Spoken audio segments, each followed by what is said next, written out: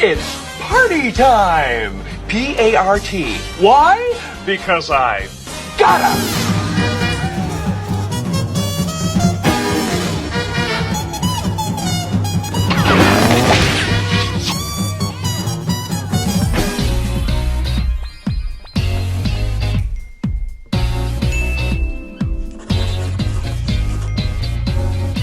Hola a todos, ¿cómo están? Bienvenidos a Blush una vez más. Mi nombre es Tatiana, o bueno, de Mask. Y hoy sí me siento súper caracterizada. Les digo que me miro al espejo y no me reconozco. Yo soy maquilladora profesional y por acá les traigo entonces el último tutorial de Halloween de esta temporada 2022. Les voy a mostrar cómo hacer este icónico personaje del cine y de las tiras cómicas que todos ya conocemos, de Mask o la máscara. Les cuento que para este personaje puse muchísimo trabajo y también puse en práctica muchas de las cosas que aprendí en el curso de caracterización y de efectos especiales que les conté hace algunos días que estaba haciendo. Estas prótesis que ustedes ven acá las hice yo misma, las tallé con mis propias manos, así que me siento súper orgullosa del resultado final. Y en este video les voy a mostrar paso a paso cómo se llega a este tipo de maquillajes, todas las técnicas que se utilizan en Hollywood y en el cine, en la vida real, para hacer estos personajes que muchas veces vemos en las películas y no nos imaginamos la cantidad de trabajo que tienen detrás. Así que hoy les quiero mostrar todo este proceso que es súper bonito, no necesariamente para que ustedes lo recreen y lo hagan igual, aunque si lo quisieran hacer también sería espectacular, sino también para que aprendan un poquito de cómo es todo este proceso y cómo trabajan los artistas y los maquilladores en el cine. En este tutorial no les voy a hablar ni les voy a explicar cada paso porque se volvería muy denso, hay cosas muy técnicas, materiales raros, así que mejor se los voy a poner en cámara rápida con musiquita para que ustedes se diviertan. Espero entonces que les guste y arranquemos ahora sí con esta súper transformación.